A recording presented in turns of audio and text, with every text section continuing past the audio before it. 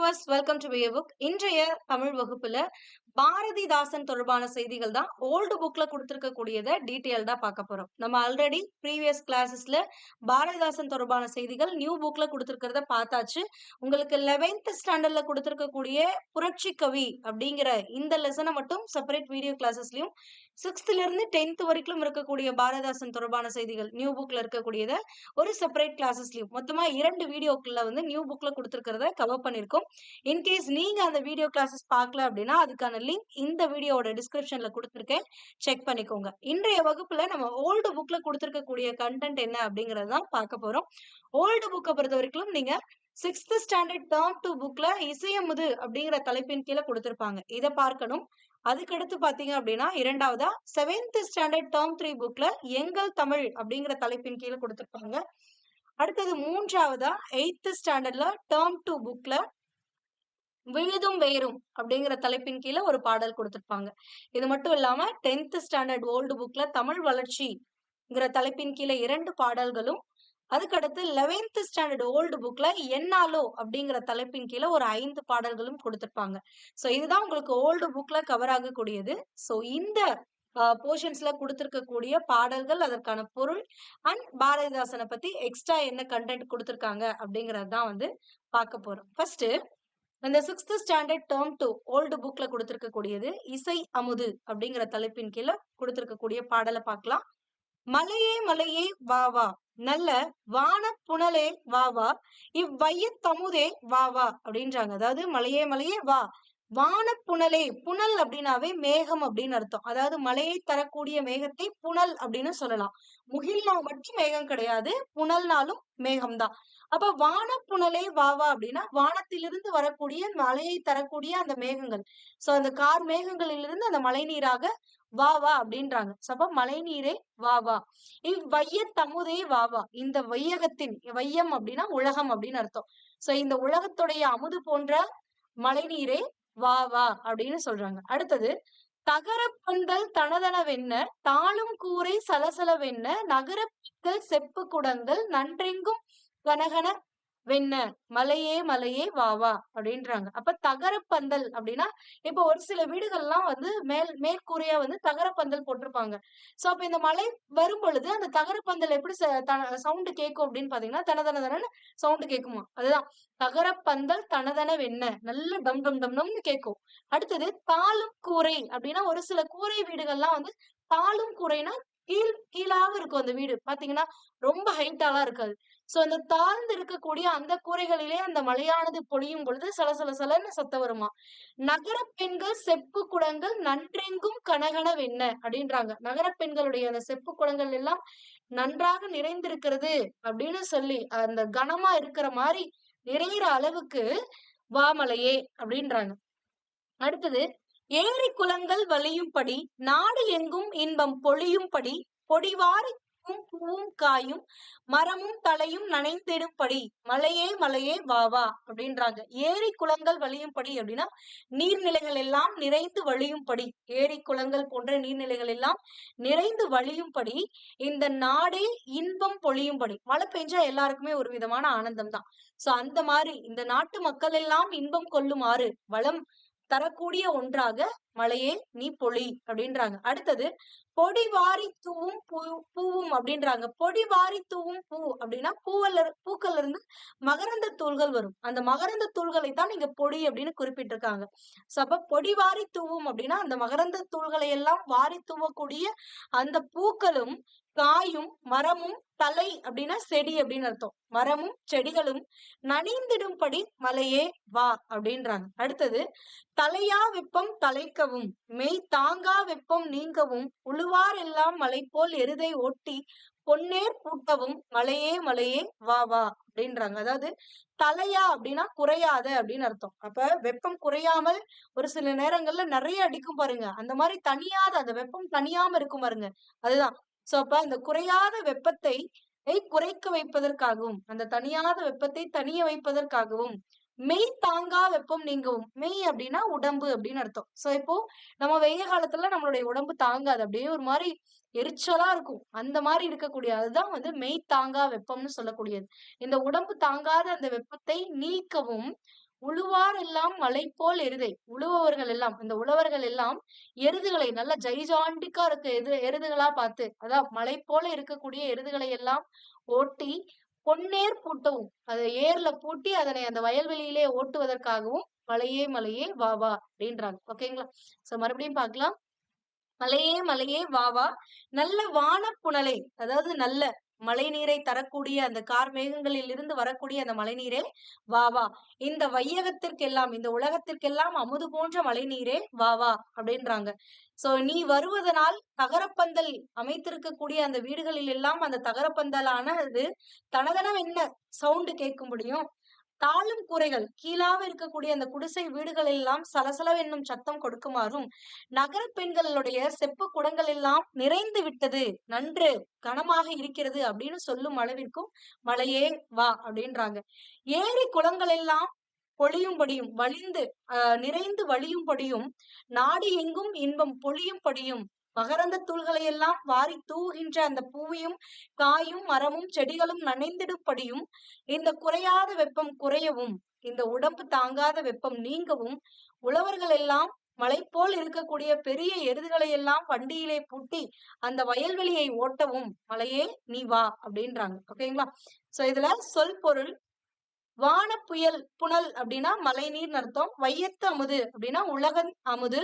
வையம் அப்படின்னா உலகம். தகரப்பந்தல்னா தகரத்தால் அமைக்கப்பட்ட பந்தல். பொடினா என்னது? மகரந்தம், மகரந்த பொடி. தலைனா செடி. தலையா வெப்பம் அப்படின்னா பெருகும் வெப்பம், அதாவது குறையாத வெப்பம் அப்படின்னு பொருள். தலைக்கவும் அப்படின்னா குறையவும் வரணும் அப்படின்றாங்க. அப்போ இங்க பாவேந்தரை பற்றி ஆசிரியர் குறிப்பு கொடுத்திருக்காங்க. புரட்சி கவிஞர் பாவேந்தர் என புகழப்படுபவர் பாரதிதாசன். இவருடைய இயற்பெயர் கனக சுப்புரத்தினம், இங்க சுப்புரத்தினம்னு கொடுத்திருக்காங்க. இவர் பாரதியின் மீது பற்று கொண்டதனால் பாரதியின் தாசன், அதனால பாரதிதாசன் அப்படின்னு மாத்திக்கிட்டாரு.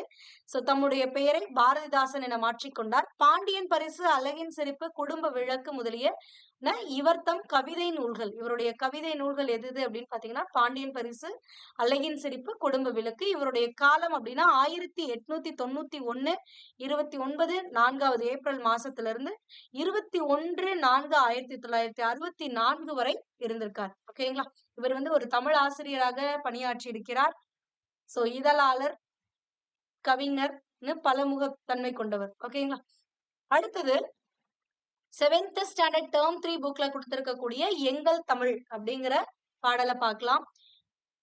இனிமை தமிழ் மொழி எமது, எமக்கு இன்பம் தரும்படி வாய்த்த நல் அமுது, கனியை பிழிந்திட்ட சாறு, எங்கள் கதியில் உயர்ந்திட யாம் பெற்ற பேரு, தனிமை சுவையுள்ள சொல்லை எங்கள் தமிழினும் வேறெங்கும் யாங் காண்டதில்லை, நனியுண்டு நனியுண்டு காதல் தமிழ் நாட்டினர் யாவருக்குமே தமிழ் மீதில் அப்படின்றாங்க. அதாவது இனிமை தமிழ் மொழி எமது அப்படின்றாங்க. அதாவது நம்மளுடைய தமிழ் மொழியானது இனிமையானது. சோ அப்ப இனிமையான தமிழ் மொழி எங்களுடையது. எமக்கு இன்பம் தரும்படி வாய்த்தலால் நல் அமுது, எங்களுக்கெல்லாம் அது இன்பம் தரும்பாறு இருப்பதனால் அதனை நல்ல அமுது அப்படின்னு சொல்லுவோம் அப்படின்றாங்க. கனியை பிழிந்த சாறு, எங்கள் தமிழ் மொழியானது கனியை பிழிந்த சாறு போன்றது அப்படின்றாங்க. கனியை பிழிந்த சாறுனா ஒரு பழச்சாறு அப்படிங்கிறது இனிமையானது, சுவையானது. அந்த மாதிரி சுவை மிக்கதுதான் எங்களுடைய தமிழ் மொழி. எங்கள் கதியில் உயர்ந்திட யாம் பெற்ற பேரு, பேரு அப்படின்னா செல்வம் அப்படின்னு பொருள். கதி அப்படின்னா துணை அப்படின்னு அர்த்தம். அப்ப நாங்கள் உயர்ந்திட, நாங்கள் எங்களுடைய வாழ்வினை உயர்ந்திட எங்களுக்கு கிடைத்த பெரும் துணையாக, நாங்கள் எங்களுக்கு கிடைக்க பெற்ற பெரும் செல்வமாக அந்த தமிழினை கருதுகிறோம் அப்படின்றாங்க. அடுத்தது தனிமை சுவையுள்ள சொல்லை எங்கள் தமிழிலும் வேறெங்கும் யாங் கண்டது இல்லை அப்படின்றாங்க. அதாவது இந்த தமிழ் மொழியில் இருக்கக்கூடிய சுவை போல, இந்த தமிழ் மொழியில் இருக்கக்கூடிய தமிழ் சொல்லில் இருக்கக்கூடிய சுவை போல சுவையான சொற்களை வேறு எந்த மொழியிலும் நாங்கள் கண்டது இல்லை அப்படின்றாங்க. அதுதான். அடுத்தது நனியுண்டு நனியுண்டு காதல் தமிழ் நாட்டினர் யாவருக்குமே தமிழ் மீதில், இந்த தமிழ் மீது தமிழ்நாட்டில் இருக்கக்கூடிய எல்லாருக்கும், யாவருக்கும் அப்படின்னா எல்லாருக்கும் நனியுண்டு காதல் அப்படின்றாங்க. நனி அப்படின்னா மிகுதியாக அப்படின்னு அர்த்தம். அப்ப மிகுதியாக காதல் உண்டு எதன் மேலே? இந்த தமிழ் மொழியின் மீது அப்படின்றாங்க. இது மிகுதியான சுவை கொண்டு இருப்பதனால், மிகுதியான சொல்சுவை கொண்டு விளங்குவதனால் இந்த தமிழ் மொழியின் மீது எங்களுக்கு மிகுதியான காதல் உண்டு. இந்த தமிழ்நாட்டில் வாழக்கூடிய எல்லோருக்கும் அப்படின்றாங்க. அதுதான். சோ இப்ப இனிமையானது எங்கள் தமிழ் மொழி. எமக்கு இன்பம் தரும்படியாக அது இருப்பதனால் அது நல்ல அமுதம் போன்றது. கனியை பிழிந்த சாறு போல சுவையானது எங்கள் தமிழ் மொழி. எங்கள் வாழ்க்கையில் எங்களுக்கு துணையாக நாங்கள் உயர்ந்திட நாங்கள் பெரும் செல்வம் எங்கள் தமிழ் மொழி. சோ வேறு எந்த மொழிகளுக்கும் இல்லாத தனித்துவமான பல சுவைகளை கொண்டுள்ள சொல்லை கொண்டுள்ளது எங்கள் தமிழ் மொழி. சோ இப்படி சுவையுள்ள சொற்களை வேறு எந்த ஒரு மொழியினிலும், தமிழினை தவிர வேறு எந்த ஒரு மொழியினிலும் நாங்கள் கண்டதே இல்லை. சோ இப்படி சொல் சுவையானது மிகுதியாக உண்டு எங்கள் தமிழ் மொழிக்கு. இதனால் நாங்கள் மிகுதியாக காதல் கொண்டு உள்ளோம் எங்கள் தமிழ் மொழியின் மீது இந்த தமிழ்நாட்டவர்கள் அப்படின்றாங்க. ஓகேங்களா? இதுக்கு ஸ்கூல் புக்ல என்ன பொருள் கொடுத்திருக்காங்க அப்படிங்கிறதையும் பார்க்கலாம். இனிமை இன்பம் அமுது கனிச்சொற்றென திகட்டும் சுவை மிக்கது எம் தமிழ்மொழி. இத்தமிழ் சொல்லின் சுவை மிக்க சொல் வேறு எங்கும் இல்லை. அச்சுவை மிக்க மொழியின் மீது தமிழ் மக்களுக்கு காதல் மிகவும் உண்டு அப்படின்றாங்க. ஓகேங்களா? அடுத்தது, தமிழெங்கள் உயிர் என்பதாலே வெல்லும் தரமுண்டு தமிழருக்கு இப்புவி மேலே. தமிழ் எண்ணில் எம் உயிர் பொருளாம் இன்பத் தமிழ் குன்று மேல் தமிழ் நாடெங்கும் இருளாம். தமிழுண்டு தமிழ் மக்களுண்டு இன்பத் தமிழுக்கு நாளும் செய்வோம் நல்ல தொண்டு. தமிழ் என்று தோள் தட்டி ஆடு நல்ல தமிழ் வெல்ல வெல்க என்றே தினம் பாடு அப்படின்றாங்க. தமிழ் எங்கள் உயிர் என்பதாலே தமிழை இந்த தமிழர்கள் என்னவா கருதுகின்றார்கள்? உயிராக கருதுகின்றார்கள். அப்ப தமிழானது எங்களுடைய உயிர் போன்றது. சோ அது எங்களுடைய உயிர் என்பதாலே, அதனை நாங்கள் உயிராக மதிப்பதனாலே வெல்லும் திறன் தமிழருக்கு இப்புவியின் மேலே அப்படின்றாங்க. சோ இந்த புவியின் மேலே எவரையும் வெல்லக்கூடிய திறமை எங்களுக்கு இருக்கிறது. இந்த தமிழர்களுக்கு இந்த புவியின் மேலே எவரையும் வெல்லக்கூடிய திறமை இருக்கிறது. எதனால் அப்படின்னு பாத்தீங்கன்னா, எங்களுடைய தமிழ் மொழியை நாங்கள் உயிராக கருதுவதனால்தான் எங்களுக்கு அந்த தகுதி, மற்றவர்களை வெல்லக்கூடிய தகுதி இந்த புவியின் மேலே எங்களுக்கு இருக்கிறது அப்படின்றாங்க. அடுத்தது, தமிழ் எண்ணில் எம் உயிர் பொருளாம் இன்பத் தமிழ் குன்று மேல் தமிழ்நாடெங்கும் இருளாம் அப்படின்றாங்க. அதாவது தமிழ் அப்படிங்கிறது எங்களுடைய உயிர் பொருள். எங்களுடைய உயிர் பொருள் ஆவி எல்லாமே எங்களுடைய தமிழ் மொழிதான். அப்படி இருப்பதனால் இந்த தமிழ் மொழியானது குன்றிவிட்டால், இந்த தமிழ் மொழியானது குன்றிவிட்டால் இந்த தமிழ்நாடே இருளில் மூழ்கும் அப்படின்றாங்க. அதுதான், இந்த தமிழ்நாடே இருளாம் அப்படின்றாங்க. புரியுதா? என் தமிழ் என் உயிர் பொருள் ஆம் அப்படின்ட்டாங்க. அப்ப என்னுடைய தமிழ் மொழிதான் என்னுடைய உயிர் பொருள் ஆவி எல்லாமே. ஓகேங்களா? சோ அப்படி இருக்கும் பொழுது இந்த தமிழுக்கு, இந்த இனிமையை தரக்கூடிய இந்த தமிழ் மொழியானது குன்றிவிட்டால் தமிழ்நாடே இருளில் மூழ்கிவிடும் அப்படின்றாங்க. அடுத்தது, தமிழ் உண்டு தமிழ் மக்களும் உண்டு இன்ப தமிழுக்கு நாளும் செய்வோம் நல்ல தொண்டு என்று நாளும் தோள் தட்டி ஆடு நல்ல தமிழ் வெல்க வெல்க என்றே தினம் பாடு அப்படின்றாங்க. தமிழ் மக்கள் இருக்காங்க, தமிழ் இருக்கு, இன்ப தமிழுக்கு, அப்படிப்பட்ட இந்த தமிழுக்கு நாம் ஒவ்வொரு நாளும் தொண்டு செய்ய வேண்டும் அப்படின்றாங்க. அது மட்டும் இல்லாம தமிழ் அப்படின்னு சொல்லி தோள் தட்டி ஆட வேண்டும். இந்த தமிழ் மொழியை இந்த பாரினிலே நாம வெல்ல வைக்க வேண்டும் அப்படின்றாங்க. சோ இதுதான் இதற்கான பொருள். ஸ்கூல் புக்ல என்ன கொடுத்திருக்காங்கன்னு பாக்கலாமா? தமிழ் எங்கள் உயிர் என்பதாலே எவரையும் வெல்லக்கூடிய திறமும் இப்புவியிலே எங்களுக்கு உண்டு. எம் தமிழ் எங்கள் விழியாதலால் அதன் ஒளி குன்றினால் நாடே இருளில் மூழ்கிவிடும். எனவே தமிழருக்கு வரையே தமிழ் மக்களும் இருப்பர். தமிழ் இருக்கக்கூடிய வரை தமிழ் மக்களும் இருப்பர். ஆதலால் நாளும் அதற்கு தொண்டு செய்வோம். நம் வாழ்வு தமிழென்று தோள் தட்டி ஆடுவோம். அது தரணியில் நாளும் வெற்றி பெற பாடுபடுவோம் அப்படின்னு கொடுத்திருக்காங்க. ஓகேங்களா? மறுபடியும் ஒரு வாட்டி பார்க்கலாமா?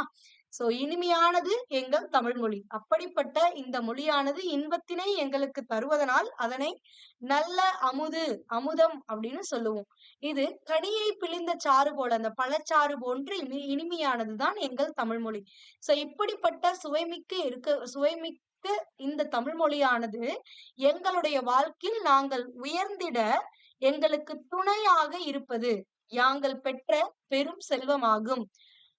இப்படி தனித்தன்மை வாய்ந்திருக்கக்கூடிய தனிச்சுவை வாய்ந்திருக்கக்கூடிய சொல்லை, இந்த தமிழ் சொற்களை வேறு எந்த மொழியிலும் சுவையுள்ள சொற்களை நாங்கள் கண்டதே இல்லை. சோ இந்த சுவை மிகுந்திருக்கக்கூடிய இந்த தமிழின் மீது எங்களுக்கு மிகுந்த காதல் உண்டு. இந்த தமிழ்நாட்டில் இருக்கக்கூடிய எல்லோருக்கும் இந்த தமிழின் மீதே மிகுந்த காதல் உண்டு.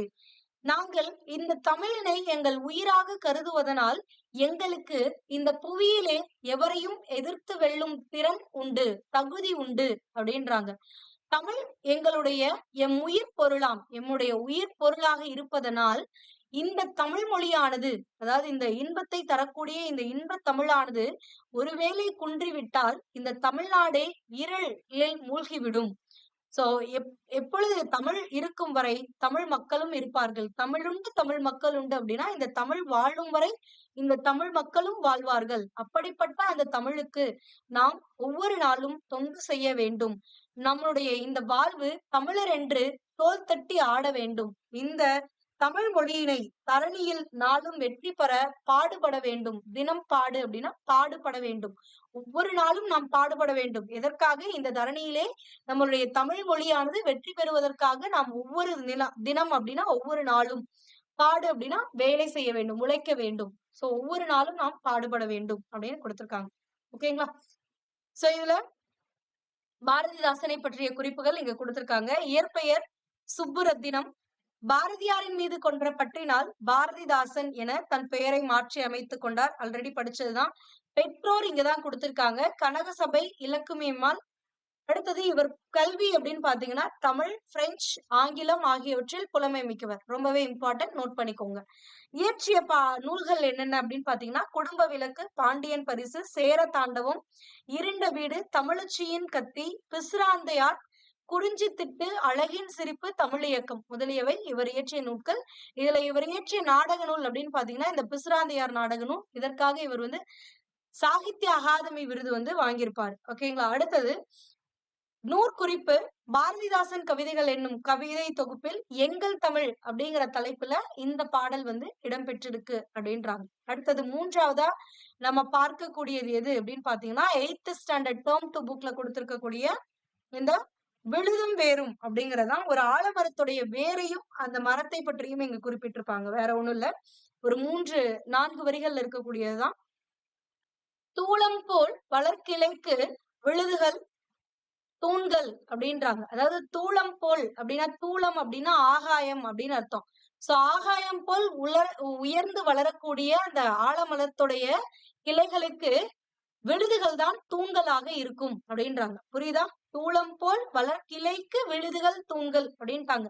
தூளம் போல் அப்படின்னா ஆகாயம் அப்படின்னு அர்த்தம். அப்ப ஆகாயம் போல உயர்ந்து இருக்கக்கூடிய, உயர்ந்து வளரக்கூடிய அந்த கிளைகளுக்கெல்லாம் தூண்கள் எது அப்படின்னா அந்த ஆலமரத்துடைய விழுதுகள் தான் தூண்களாக இருக்கிறது அப்படின்றாங்க. அடுத்தது தூண்கள் ஆளினை சுற்றி நிற்கும் அருந்திரல் மறவர் அப்படின்றாங்க. தூண்கள் அந்த ஆலமரம், இப்படி ஆலமரம் இருக்கு அப்படின்னா அந்த ஆலமரத்துல இப்படி விழுதுகள் எல்லாம் தொங்கும். சோ இந்த மாதிரி தொங்கக்கூடிய விழுதுகள் தான் இந்த ஆலமரத்துடைய கிளைகளுக்கெல்லாம் தாங்கக்கூடிய தூண்களாக இருக்கிறது அப்படின்றோம். சோ அது மட்டும் இல்லாம இந்த மாதிரி ஆலமரத்தை சுற்றி இருக்கக்கூடிய இந்த விழுதுகள் எல்லாம் ஆளினை சுற்றி, ஆள் அப்படின்னா ஆலமரம், ஆளினை சுற்றி நிற்கக்கூடிய அப்படின்னா இந்த ஆலமரத்தை சுற்றி நிற்கக்கூடிய இந்த தூண்கள் எல்லாம் எப்படி இருக்கிறது அப்படின்னா அருந்திரல் மறவர் அப்படின்றாங்க. மறவர் அப்படின்னா வீரர் அப்படின்னு பொருள். ஓகேங்களா? மறவர்னா இந்த போர் படை வீரர்கள் இருப்பாங்கல்ல, சோ அந்த மாதிரி. சோ இந்த மரத்தினை காக்கக்கூடிய மறவர்களாக இந்த தூண்கள் இருக்கின்றது அப்படின்றாங்க. சோ அதுதான். அடுத்தது வேரோ வாளினை தரையில் வீழ்த்தி மண்டிய பாம்பின் கூட்டம் அப்படின்றாங்க. சோ இந்த ஆலமரத்துடைய வேர்கள் இப்படி வெளியில தெரியற மாதிரி இருக்குமா.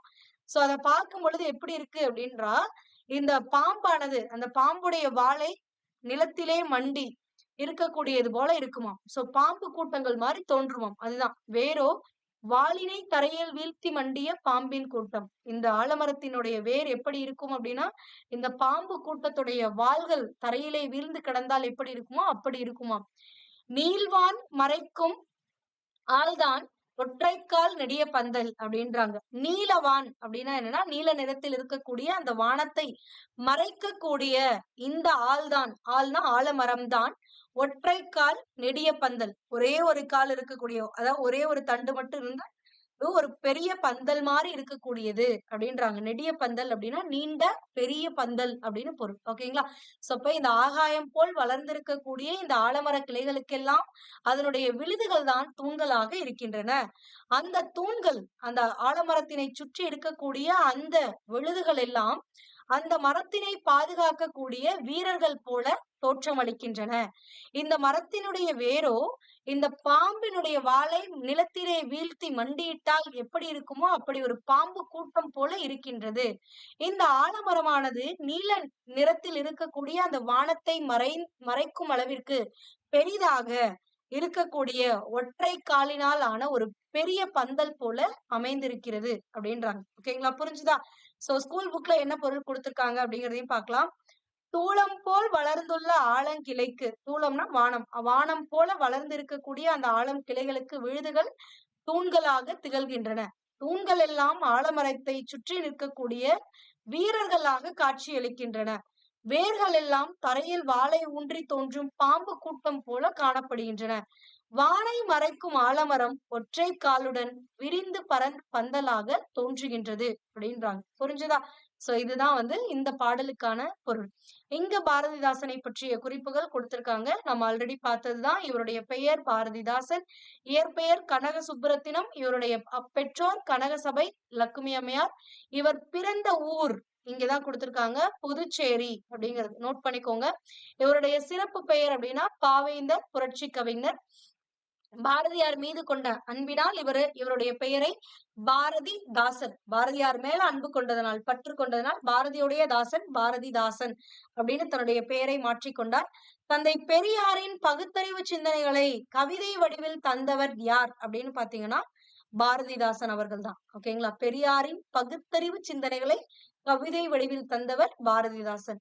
இவர் இயற்றிய நூல்கள் நம்ம ஆல்ரெடி பார்த்த அதே நூல்கள் தான். பாண்டியன் பரிசு, குடும்ப விளக்கு, இருண்ட வீடு, அழகின் சிரிப்பு, கண்ணகி புரட்சி காப்பியம், குறிஞ்சி திட்டி, தமிழ் இயக்கம், அடுத்தது இன்னொன்னு கூட பார்த்தோம் சேரதாண்டவம் அப்படின்னு சொல்லி, அந்த நூலுமே இவர் இயற்றியிருப்பாரு. சோ ஒவ்வொரு புக்ல ஒவ்வொன்னு வந்து அப்படியே கொஞ்சம் கொஞ்சமா இல்லாம போயிருக்கு. சோ அதனால பாத்துக்கோங்க, எல்லாத்தையுமே கன்சால்டேட் பண்ணி எழுதி வச்சுக்கோங்க. இப்ப நம்ம பார்த்த இந்த பகுதியானது, இந்த விழுதும் வேரும் அப்படிங்கிற பகுதியானது அழகின் சிரிப்பு நூல்ல இருக்கக்கூடிய ஒரு பாடல். ஓகேங்களா? சோ இதுதான் இந்த பாடலுக்கான பொருள். நீங்க இந்த மாதிரி ஒரு 4-5 புக் 4-5 லெசன்ல நீங்க படிக்கும் பொழுது, பாரதிதாசன் படிக்கும் பொழுதே உங்களுக்கு மைண்ட்ல ரெஜிஸ்டர் ஆயிடும். பாரதிதாசன் பாரதியாரின் மீது பற்றுக்கொண்டு, அதனால் பாரதிதாசன் என பெயர் மாற்றிக்கொண்டார். இவருடைய பெயர் கனக சுப்புரத்தினம், இவருடைய அப்பா பெயர் கனகசபை, இவருடைய அம்மா பெயர் இலக்குமி, இவர் புதுச்சேரியில் பிறந்தார், இவருக்கு பாவேந்தர் புரட்சி கவிஞர்னு பேர் இருக்கு அப்படின்னு ஒரு வாட்டி நீங்க படிக்கும்போது ஃபர்ஸ்ட் டைம் புதுசா இருக்கும். 2வது வாட்டி படிக்கும்போது பாதி ஞாபகம் இருக்கும். 3வது வாட்டி படிக்கும்போது அப்படியே மெமரியில ஸ்டோர் ஆயிடும். அடுத்து நம்ம ஒவ்வொரு லெசனுக்கு பின்னாடி இப்படி ஆசிரியர் குறிப்பு படிக்கும் போதெல்லாம் ஒரு ரிவிஷன் மாதிரி அமைஞ்சிடும். அதனால ஸ்கூல் புக்ல படிங்க. இது வந்து பெஸ்ட் மெத்தட்னு சொல்லலாம். உங்களுக்கு கன்சாலிடேட்டட் மெட்டீரியல் குடுக்கறது கஷ்டமான ஒரு விஷயமே கிடையாது. ஈஸியா வந்து இங்க குடுத்திருக்கக்கூடிய பாடல்கள், பாரதியார பத்தி கன்சாலிடேட் பண்ணி எல்லா விஷயத்தையும் ஒரு பக்கத்துல எங்களால குடுக்க முடியும். பட் அதை விட பெஸ்ட் என்ன அப்படின்னு பாத்தீங்கன்னா இது. ஏன்னா திரும்ப திரும்ப இந்த விஷயத்த நம்ம படிக்கும் பொழுது நம்மளுக்கு ஈஸியா மெமரி ஆயிடும். அதான் ஓகேங்களா? சோ அடுத்தது 4வதா நம்ம பார்க்கக்கூடிய லெசன் என்ன அப்படின்னு பாத்தீங்கன்னா 10th ஸ்டாண்டர்ட் ஓல்டு புக்ல கொடுத்திருக்கக்கூடிய இந்த தமிழ் வளர்ச்சி அப்படிங்கிற பாடலை தான் வந்து பார்க்க போறோம்.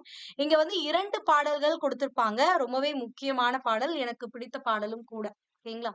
சோ இந்த பாடல்களுக்கான பொருள் என்ன அப்படிங்கறத பார்க்கலாம். ஃபர்ஸ்ட் பாடல், எளிய நடையில் தமிழ் நூல்கள் எழுதிடவும் வேண்டும், இலக்கண நூல் புதிதாக இயற்றுதலும் வேண்டும், வெளியுலகில் சிந்தனையில் புதிது புதிதாக விளைந்துள்ள எவற்றிற்கும் பெயர்கள் கண்டு எங்கண்டு தெளிவுறுத்தும் படங்களோடு சுவடியெல்லாம் செய்து செந்தமிழை செழுந்தமிழாகச் செய்வதும் வேண்டும். எளிமையினால் ஒரு தமிழன் படிப்பில்லை என்றால் இங்குள்ள எல்லோரும் நாணிடவும் வேண்டும் அப்படின்னு சொல்லி கொடுத்திருக்காங்க. அதாவது எளிய நடையில் தமிழ் நூல்கள் எழுத வேண்டும். நம்மளுடைய சங்க இலக்கியங்கள்லாம் பாத்தீங்கன்னா படிச்சா புரியாது, விளங்காது. ஏன்னா அதுல கொடுத்திருக்கக்கூடிய அந்த வார்த்தைகளுக்கான பொருள் என்ன அப்படிங்கிறது நம்மளுக்கு புரியாம இருக்கும்.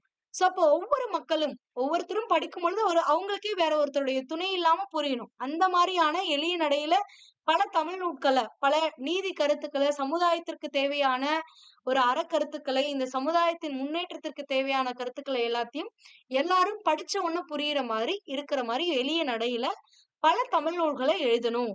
அது மட்டும் இல்லாம புதிதாக இலக்கண நூல்களையும் நம்ம இயற்றணும். ஏன்னா சங்க இலக்கியங்களுக்கு இருக்கக்கூடிய இலக்கணங்களை நாம ஃபாலோ பண்ணிட்டு வந்தோம் அப்படின்னா ஒரு நூலையும் இயற்ற முடியாது.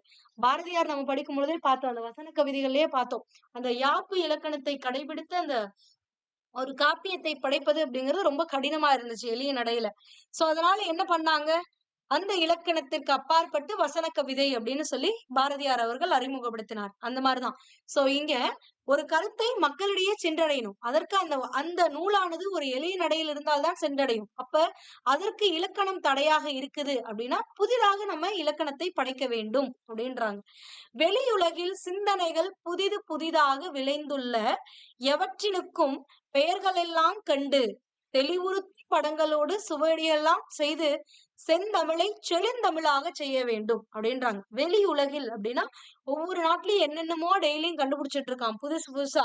சோ இந்த மாதிரி புதுசு புதுசா அவர்கள் கண்டுபிடிக்கக்கூடிய அந்த சிந்தனைகள் எல்லாத்தையும் அந்த சிந்தனைகள் அதனால விளையக்கூடிய விலை பொருட்கள் என்ன அப்படிங்கறத பத்திய டீட்டெயில்டா நம்மளுடைய மொழியில அதோடைய பேரெல்லாம் கண்டு அந்த மொழி மாற்றம்லாம் செஞ்சு மொழிபெயர்ப்பு செய்து அதை தெளிவாக விளங்கும்படியாக படங்கள் இருக்கிற மாதிரி கருத்து படங்கள்லாம் இருக்கிற மாதிரி ஒரு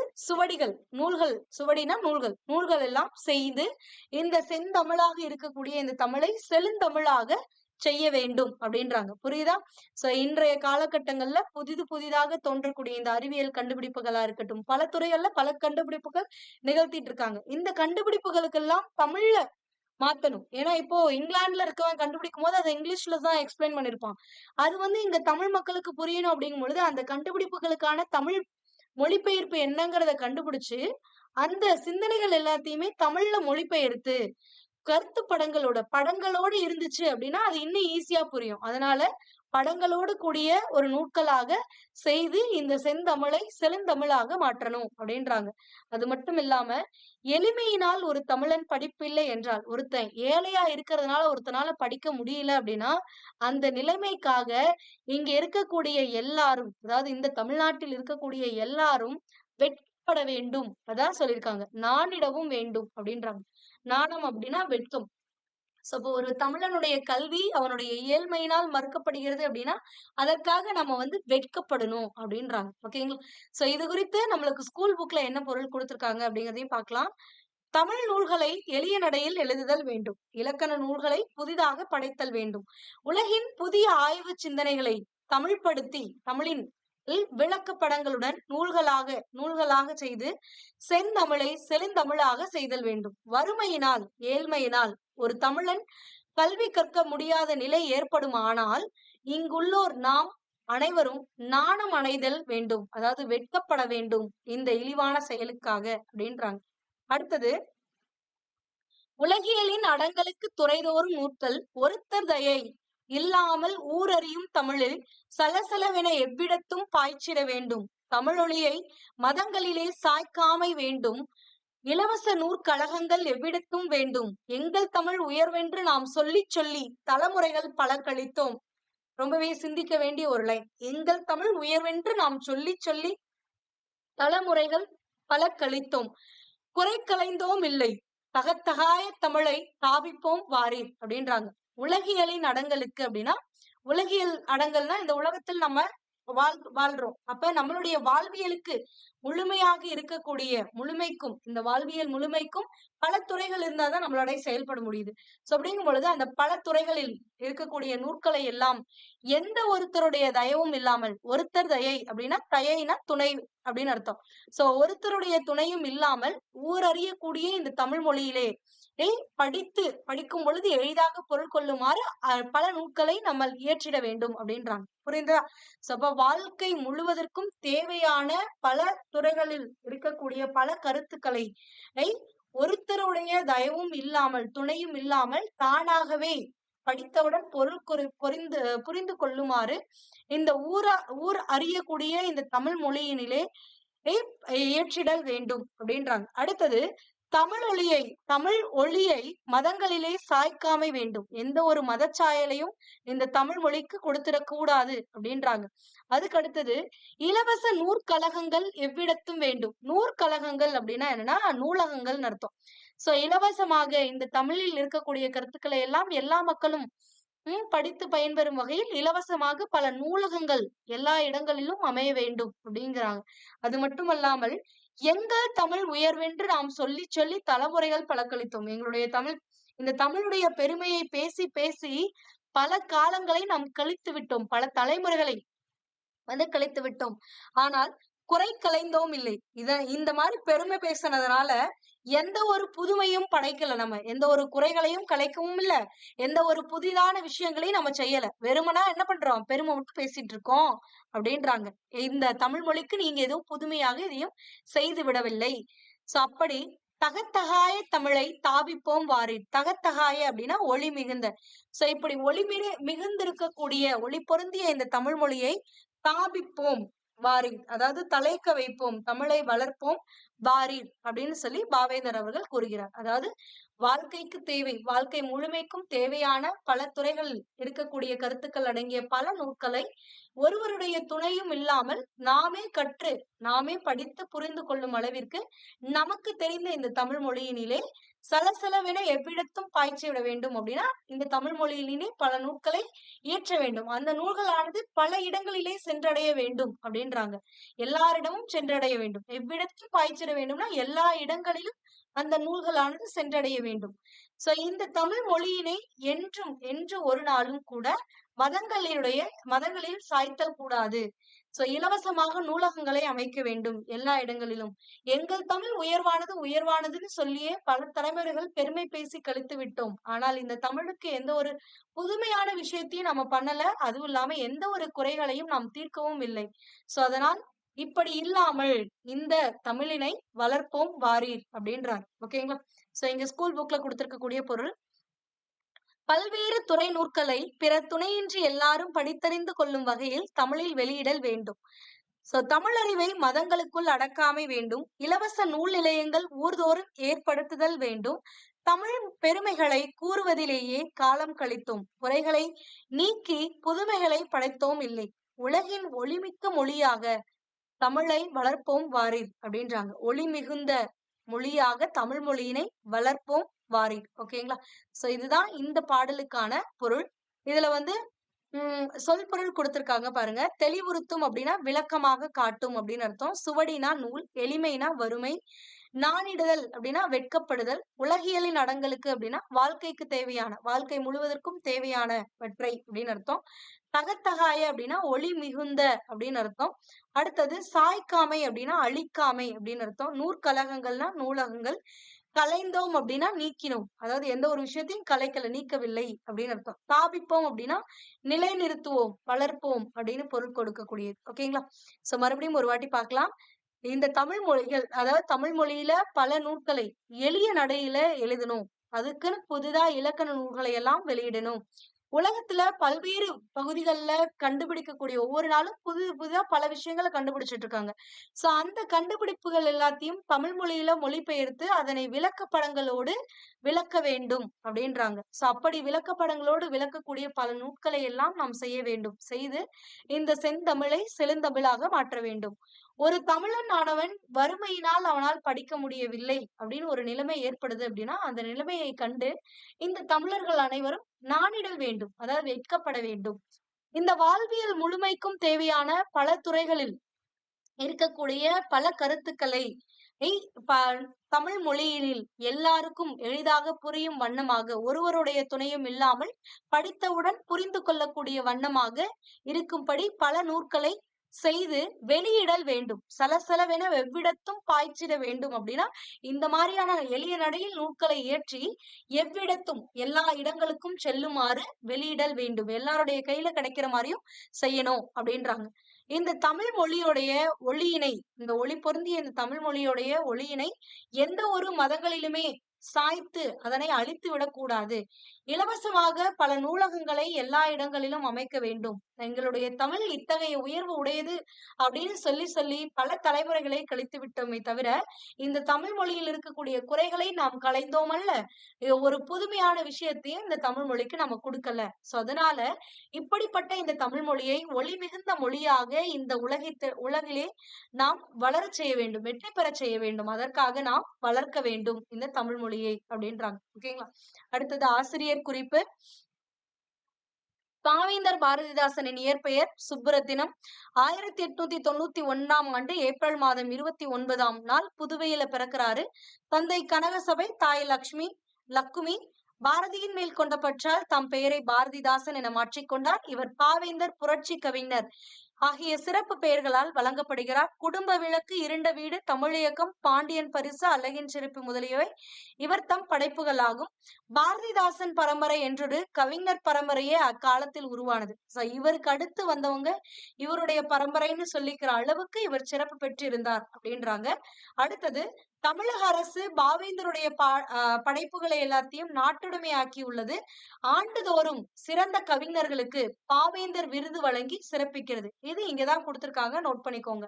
பாவேந்தர் விருது அப்படின்னு சொல்லி ஒவ்வொரு வருடமும் நம்மளுடைய அரசானது விருது வழங்கும், சிறந்த கவிஞர்களுக்கு விருது வழங்கும்.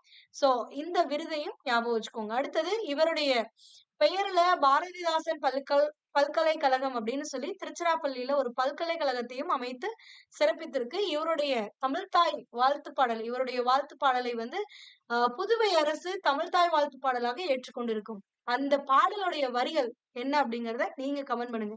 ஏன்னா ப்ரீவியஸ் கிளாஸ்ல நான் சொல்லியிருக்கேன். சோ அந்த பாடல் எந்த பாடலை புதுவை அரசு, எந்த ஒரு பாரதிதாசனுடைய பாடலை புதுவை அரசானது தமிழ்தாய் வாழ்த்தாக ஏற்றுக்கொண்டிருக்கிறது அப்படிங்கறத நீங்க கமெண்ட் பண்ணுங்க. ஓகேங்களா? அடுத்தது நம்ம கடைசியா பார்க்கக்கூடியது எது அப்படின்னு பாத்தீங்கன்னா, இந்த 11th ஸ்டாண்டர்ட் ஓல்டு புக்ல கொடுத்திருக்கக்கூடிய என்னாலோ அப்படின்ற தலைப்புல கொடுத்திருக்கக்கூடிய பாடல் தான் பார்க்க போறோம். இதுல ஒரு 5 பாடல்கள் தான் இருக்கும். எளிமையாக தான் இருக்கும். சோ இங்க இப்பவே நீங்க பார்த்திருக்கலாம். எளிய நடைங்கிறாங்க. அப்படின்னா என்ன அப்படின்னு பாத்தீங்கன்னா, நீங்களே அந்த பாடலை படிக்கும் பொழுது ஓரளவுக்கு பொருள் புரிஞ்சிடும். இதுவே ஒரு 2 ஆண்டு காலங்கள் வந்து உங்களுக்கு நூல் பழக்கம் இருக்கு, நூல் படிக்கக்கூடிய பழக்கம் இருக்கு அப்படின்னா உங்களுக்கு எளிதாகவே புரிஞ்சிருக்கும் ஃபர்ஸ்ட் டைம் ரீட் பண்ணும்பொழுது. பட் படிக்கக்கூடிய பழக்கம், நூல் படிக்கக்கூடிய பழக்கம் இல்லாதவர்களுக்கு இது ஒரு முறை படிக்கும் பொழுது ஏதோ கொஞ்சம் புரியும். அடுத்து 2வது முறை படிக்கும் பொழுது முழுவதுமாக புரியும். ஓகேங்களா? சோ இந்த மாதிரி எல்லாருக்கும் எந்த ஒரு தயவும் இல்லாம, யாருடைய துணையும் இல்லாம இருக்கிற மாதிரி இருக்கக்கூடியதா எளிய நடைன்னு சொல்லக்கூடியது. ஏன்னா நீங்க பகுதி ஆள் இருக்கக்கூடிய இலக்கியங்கள்லாம் படிக்கும்பொழுது ஒண்ணுமே விளங்கி இருக்காது. சோ யாராவது வந்து உங்களுக்கு ஒரு பொருள் சொன்னா மட்டும்தான் அந்த இலக்கியத்துல என்ன கருத்துக்கள் கொடுத்திருக்காங்க அப்படிங்கறதே தெரியும். சோ அந்த மாதிரி இல்லாம எளிய மொழிகள்ல இந்த பாரதியார், பாரதிதாசன் இவர்களுக்கு அடுத்து வந்தவர்கள்லாம் நூல் செய்திருப்பார்கள். ஓகேங்களா? இங்க கொடுத்திருக்கக்கூடிய முதல் பாடல், எண்ணரும் தமிழ்நாட்டின் கண் எல்லோரும் கல்வி கற்று பன்னரும் கலை ஞானத்தால் பராக்கிரமத்தால் அன்பால் உன்னத இமமலை போல் ஓங்கிடும் கீர்த்தி எய்தி இன்புற்றார் என்று மற்றோர் இயம்ப கேட்டிடல் என்னாலோ அப்படின்றாங்க. அதாவது என் அரும் தமிழ்நாட்டில், இந்த அருமையான என்னுடைய அருமையான இந்த தமிழ்நாட்டின் கண் அப்படின்னா இந்த தமிழ்நாட்டிலே இருக்கக்கூடிய எல்லோரும் கல்வியை கற்று பன்னருங்க கலை ஞானத்தால், பன்னரும் அப்படின்னா பன்னா பல அப்படின்னு அர்த்தம். அரும் கலை ஞானத்தால், அரும்னா அரிய, பல அரிய கலைகளை கற்றுக்கொண்டு அந்த கலை ஞானத்தால், பராக்கிரமத்தால் அப்படின்னா வீரத்தால், அன்பால் உயர்ந்த இமயமலை போல ஓங்கிடக்கூடிய, எப்படி இமயமலையானது உயர்ந்து இருக்கிறதோ அதுபோல இப்படி தமிழர்கள் எல்லாம் கல்வி கற்று பல அரிய கலைகளை எல்லாம் கலைஞானத்தை பெற்று வீரமும் உடையவர்களாக திகழ்கிறார்கள் அப்படின்னு இந்த உயர்ந்த புகழை என்று அடைவார்களோ, சோ அப்படி அவர்கள் அந்த உயர்ந்த புகழை அடையக்கூடிய நாள் என்னாலும், அவ்வாறு அவர்கள் அந்த உயர்ந்த புகழை அடையும் பொழுது அதனை மற்றொருவர் வந்து எம்மிடம் சொல்ல கேட்கக்கூடிய நாள் என்னாலோ அப்படின்னு கொடுத்திருக்காங்க. ஓகேங்களா? அப்ப எண்ணரும் தமிழ்நாட்டில் இருக்கக்கூடிய மக்கள் எல்லோரும் கல்வியை கற்று மேலும் பல அரிய கலைகளை எல்லாம் கற்று அந்த கலை ஞானத்தாலும் பராக்கிரமத்தால் வீரத்தாலும் அன்பாலும் இந்த இமயமலை போல உயர்ந்த புகழை அடைந்து விட்டார் அப்படின்னு சொல்லி இன்புற்றார், அடைந்து இன்பமாக வாழ்கிறார்கள் என்று மற்றவர்கள் என்னிடம் வந்து சொல்ல அதை கேட்கக்கூடிய நாள் என்னாலோ அப்படின்னு சொல்லி பாரதிதாசன் அவர்கள் கூறியிருக்காங்க. அடுத்தது 2வது பாடல், கைத்திற சித்திரங்கள், கணிதங்கள், வான நூட்கள், மெய்த்திற நூட்கள், சிற்பம், விஞ்ஞானம், காவியங்கள் வைத்துள்ள தமிழ் நூட்கள் வையத்தின் புதுமை என்ன? புத்தகச் சாலை எங்கும் புதுக்கு நாள் எந்நாளோ அப்படின்றாங்க. அதாவது கைத்திற அப்படின்னா கைத்திறமையால வரையக்கூடிய அந்த ஓவியங்கள். சோ கையினால் தான், கையில இருக்கக்கூடிய அந்த ஆற்றலினால் தான் என்ன பண்ண முடியும், நம்ம ஓவியம் வரைய முடியும். அப்ப கைத்திறத்தால் செய்யக்கூடிய ஓவியங்கள், கணிதங்கள், வான நூட்கள். அடுத்தது மெய்த்திற நூட்கள் அப்படின்னா தத்துவ நூட்கள் அப்படின்னு அர்த்தம். தத்துவ நூட்கள், சிற்பங்கள், சிற்பக்கலை, விஞ்ஞானம், காவியங்கள், இது எல்லாம் இருக்கக்கூடிய நூல்கள். இந்த துறைகளில் எல்லாம் பல நூல்களை இயற்றி அந்த நூல்கள் எல்லாம் இருக்கக்கூடிய நூலகங்களானது வையகத்தின் புதுமை என்ன? வையகத்தின் புதுமை அப்படின்னா, வையகம்னா உலகம். இந்த உலகமே வியந்து பார்க்கும் அளவிற்கு புதுமையான நூல்களை இந்த துறைகளில் எல்லாம் இயற்றி அந்த நூல்கள் எல்லாம் இருக்கக்கூடிய புத்தகச்சாலை எங்கும், புத்தகச்சாலைனா நூலகம், அந்த நூலகமானது எல்லா இடங்களிலும் நிறைந்திருக்கக்கூடிய நாள் எந்த நாளோ அப்படின்னு சொல்றாங்க. அதாவது இந்த உலகமே வியக்கும் வண்ணமாக புதுமையான நூல்களை, சித்திரங்களை ஓவியங்களாக, கணிதங்களிலே, வான நூல்களில், தத்துவ நூல்களாக, சிற்பங்கள், விஞ்ஞானம், காவியங்கள்னு பல துறைகள்ல பல நூல்களை, பல புதுமையான நூல்களை இந்த உலகம் வியக்கும் வண்ணமாக இயற்றி அந்த நூல்களை எல்லாம் வைத்திருக்கக்கூடிய நூலகங்களை இந்த உலகமெல்லாம் பரப்பக்கூடிய நாட்கள் எந்நாளோ அப்படின்றாங்க. ஓகேங்களா?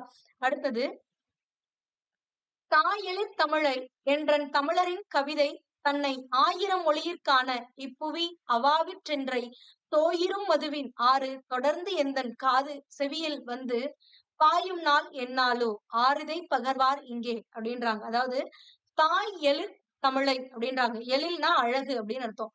தாய் போன்ற அழகுடைய இந்த தமிழ் மொழியை, எங்கள் தாய்மொழியை, அழகான இந்த தாய்மொழியை, தாய்மொழியாகிய இந்த தமிழை என்றன் தமிழரின் கவிதை தன்னை 1000 இந்த தமிழ் மொழியிலே என்றன் தமிழர் என்ற தமிழ் மக்கள் இயற்றிய பல கவிதைகள் எல்லாம் 1000 மொழியில் காண அப்படின்னா பல மொழிகளில் மொழிபெயர்ப்பு செய்ய அதனை காணக்கூடிய நாள் எந்நாளோ அப்படின்றாரு. சோ அதுதான் இங்க கொடுத்திருப்பாங்க. அழகிய இந்த தமிழ் மொழியிலே இந்த தமிழர்கள் இயற்றக்கூடிய பல கவிதைகள் எல்லாம் 1000 மொழிகளில், அதாவது வெவ்வேறு பல உலக மொழிகளில் எல்லாம் மொழிபெயர்க்கப்பட்டு இந்த புவி அவாவிற்றென்றே, இந்த புவியில் 1000 மொழிகள்ல மொழிபெயர்க்கணுமா இந்த தமிழ் நூல்கள் எல்லாம். சோ அப்படி ஒரு ஆசை இந்த பாரதிதாசன் அவர்களுக்கு இருக்கிறது. சோ இப்புவி அவாவிற்றென்றே, அவா அப்படின்னா ஆசை அப்படின்னு அர்த்தம். சோ அப்படி இந்த புவியில் இருக்கக்கூடிய உலக மொழிகளில் எல்லாம் எங்களுடைய தமிழர்களுடைய கவிதைகளானது மொழிபெயர்க்கக்கூடிய ஆசை எனக்கு இருக்கிறது. அப்படி அந்த ஆசை நிறைவேறி இந்த புவியினிலே நிறைவேறி தோயிரும் மதுவின் ஆறு தொடர்ந்து எந்தன் செவியில் வந்து பாயக்கூடிய நாள். தோயிரும் மது அப்படின்னா இந்த மது அப்படின்னா தேன் அப்படின்னு அர்த்தம். சோ அந்த தேனாறு இந்த மாதிரி இந்த தமிழ் நூலை இத்தனை மொழிகள்ல மொழிபெயர்த்திருக்காங்க அப்படின்னு சொல்லும் பொழுது அந்த இனிமையான சொற்கள், இனிமையான அந்த தேன் போன்ற சொற்கள் என்னுடைய காதுகளிலே தொடர்ந்து எந்தன் செவியில் வந்து பாயக்கூடிய நாள். தொடர்ந்து என்னுடைய செவியினிலே, என்னுடைய காதுகளிலே அந்த தேனாறு வந்து பாயக்கூடிய நாள் எந்த நாளோ, யார் என்கிட்ட இதை சொல்லுவாங்க, ஆரிதை பகர்வார். பகர்வார் அப்படின்னா சொல்லுதல் அப்படின்னு அர்த்தம். யார் இந்த மாதிரி இந்த நூலை இத்தனை மொழியில மொழிபெயர்த்திருக்காங்க அப்படின்னு சொல்லுவாங்க. அப்படி அவர்கள் சொல்லும் பொழுது அந்த தேனார் ஆனது தொடர்ந்து என்னுடைய காதுல பாயக்கூடிய நாள் எந்த நாளோ அப்படின்றார். புரிஞ்சுதா? சோ அப்ப அழகிய இந்த தமிழ் மொழியில பல கவிஞர்கள் தமிழ் கவிதைகளை ஏற்றுறாங்க. இப்படி அவர்கள் ஏற்றிருக்கக்கூடிய அந்த கவிதைகள் எல்லாத்தையும் இந்த உலகத்தில் இருக்கக்கூடிய 1000 மொழியில இவருக்கு பாரதிதாசன் அவர்களுக்கு அதனை காண வேண்டும்னு ஆசை. அப்படி 1000 மொழிகள்ல மொழிபெயர்க்கப்பட்டிருக்கு இந்த நூல் அப்படின்னு யாராவது என்கிட்ட சொல்லிட மாட்டாங்களா? அப்படி அவர்கள் சொல்லும் பொழுது அந்த இன்பமான அந்த செய்தியானது, இன்பத் தேனானது என்னுடைய காதிலே தொடர்ந்து பாயக்கூடிய நாள் எந்த நாளோ அப்படின்றார். ஓகேங்களா? அடுத்தது 4வது பாடல். வெள்ளம் போல் தமிழர் கூட்டம், வீரம் கொள் கூட்டம், அன்னார் உள்ளத்தால் ஒருவரே மற்ற உடலினால் பலராய் காண்பார், கள்ளத்தால் நெருங்க ஓனாதே எவை என வையம் கலங்க கண்டு துள்ளும் நாள் எந்நாள், உள்ளம் சொக்கும் நாள் எந்நாளோ அப்படின்றாங்க. அதாவது வெள்ளம் போல் தமிழர் கூட்டம், வெள்ளம் எப்படி பெரிதாக இருக்கிறதோ, பறந்து இருக்கிறதோ, அந்த மாதிரி இந்த தமிழர் கூட்டம் பெரியது அப்படின்றாங்க. ஒரு வெள்ளம் போல இருக்கக்கூடியதுதான் இந்த தமிழர்களுடைய கூட்டம். வீரம் கொள் கூட்டம் அப்படின்னா வீரத்தை கொண்டிருக்கக்கூடிய கூட்டமும் அது. சோ அப்படிப்பட்ட அந்த கூட்டத்தில் இருக்கக்கூடியவர்கள் அன்னார் அப்படின்னா அப்படிப்பட்ட அவர்கள் உள்ளத்தால் ஒருவரே, மனசால எல்லாரும் ஒருவரே தான். ஆனா உடலினால் மட்டும்தான் பலராக காண்பார்கள் அப்படின்றார். புரியுதா? சோ அப்ப வெள்ளம் போல தமிழர்கள் இருக்கிறார்கள். அவர்கள் வீரத்தை கொண்டிருக்கக்கூடிய ஒரு கூட்டமாக இருக்கிறார்கள். அப்படிப்பட்டவர்கள் உள்ளத்தால் ஒருவரே. அனைத்து தமிழர்களும் உள்ளத்தால் ஒருவரே. ஆனால் உடலால் பலராக காட்சியளிக்கிறார்கள். கள்ளத்தால் நெருங்க ஓனாதே. அதாவது இப்படிப்பட்ட வீரம் நிறைந்திருக்கக்கூடிய உள்ளத்தால் ஒருமையாக இருக்கக்கூடிய இவர்களை வஞ்சனை எண்ணத்தோடு நெருங்க முடியாது இந்த வையகம் அப்படின்னு. அதாவது இப்படிப்பட்ட இந்த தமிழர்களை வஞ்சனை எண்ணத்தோடு அவர்களை நெருங்க முடியாது அப்படின்னு சொல்லக்கூடிய இந்த உலகமே கண்டு அவர்களை கண்டு நடுங்கக்கூடிய நாள், துள்ளக்கூடிய நாள் எந்த நாளோ அப்படி அந்த துள்ளக்கூடிய நாளின் அன்று நான் அடையக்கூடிய மகிழ்ச்சி எந்த நாளோ அப்படின்றாங்க. புரிஞ்சுதா? சோ அப்ப இந்த தமிழர்களானவர் வெள்ளம் போல கூட்டமானவர்கள், வெள்ளம் போல கூட்டமானவர்கள். இவர்கள் வீரம் கொண்டிருக்கக்கூடியவர்கள். இவர்கள் மனதால் ஒன்றுபட்டு இருக்கக்கூடியவர்கள். உடலால் வேணால் பல பேர் கொண்டு தோன்றலாம். சோ இப்படிப்பட்டவர்களை நெருங்குவது, வஞ்சத்தன்மையோடு நெருங்குவது ஆபத்தானது அப்படின்னு சொல்லி இந்த உலகமே துள்ளக்கூடிய நாள் எந்த நாளோ. சோ அப்படிப்பட்ட அந்த நாளிலே என்னுடைய மனமானது சொக்கும்னா மகிழ்ச்சியாக இருக்கும். சோ அப்படி என்னுடைய உள்ளம் சொக்கக்கூடிய நாள் எந்நாளோ அப்படின்றாங்க. அடுத்தது 5வது பாடல். கண்களும் ஒளியும் போல கவின்மலர் வாசம் போல. கண்களுக்கு ஒளி அப்படிங்கிறது இன்றியமையாததா இருக்கக்கூடியது. எப்படி ஒரு கண்ணுக்கு ஒளியோ, எப்படி ஒரு அழகான மலருக்கு வாசனையோ, அது போலத்தான் பெண்களும் ஆண்களும் தாமும் பெருந்தமிழ் நாடு தன்னில் தன்கடல் நிகர்த்த அன்பால் சமமானத்தார் ஆனார் என்ற பண்வந்து காதினிற் பாய பருகும் நாள் எந்நாளோ அப்படின்றாங்க. அதாவது கண்களுக்கு எப்படி கண்களும் ஒளியும் எப்படி பொருந்தி இருக்குமோ, ஒரு மலர்னா எப்படி வாசம் பொருந்தி இருக்குமோ, அந்த மாதிரி பெண்களும் ஆண்களும் இந்த பெரும் தமிழ்நாட்டில் தன்னில் தன் கடல், தன் அப்படின்னா குளிர்ச்சி அப்படின்னு அர்த்தம், குளிர்ந்த அப்படின்னு அர்த்தம். குளிர்ந்த கடல் போல் பரந்த ஆழமான அன்பினால் சமமானவர்கள் அப்படின்னு அந்த இசையானது ஆண்களும் பெண்களும் சமமாக இருக்கிறார்கள்னு சொல்லக்கூடிய அந்த இசையானது என்னுடைய காதில் வந்து பாயக்கூடிய நாள் எந்நாளோ அப்படின்றாங்க. புரியுதா என்னன்ட்டு? கண்களுக்கு ஒளி எப்படி பொருந்தி இருக்குமோ, கண்ணும் ஒளியும் பிரிக்க முடியாது, சமமானது.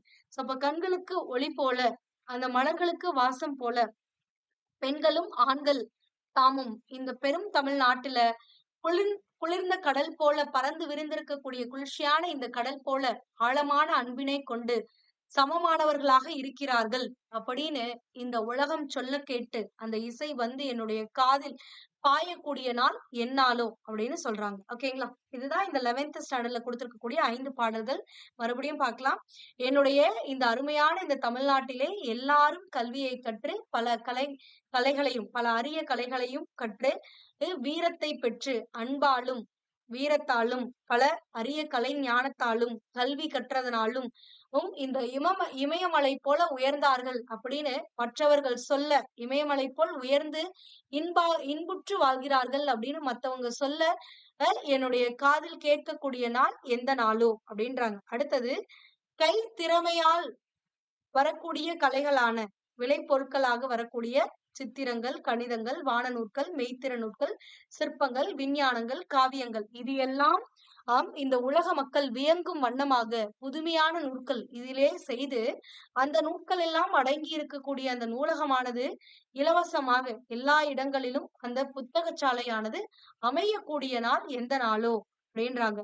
சோ இப்ப எழில் பொருந்தி இருக்கக்கூடிய அழகாக இருக்கக்கூடிய என்னுடைய தாய்மொழி தமிழில் தமிழர்கள் இயற்றிய கவிதைகள் எல்லாம் இந்த உலகத்தில் இருக்கக்கூடிய ஆயிரக்கணக்கான மொழிகளிலே மொழிபெயர்ப்பு செய்ய அந்த மொழிபெயர்ப்பு செய்யக்கூடிய ஆசை என் மனதிலே இருக்கிறது.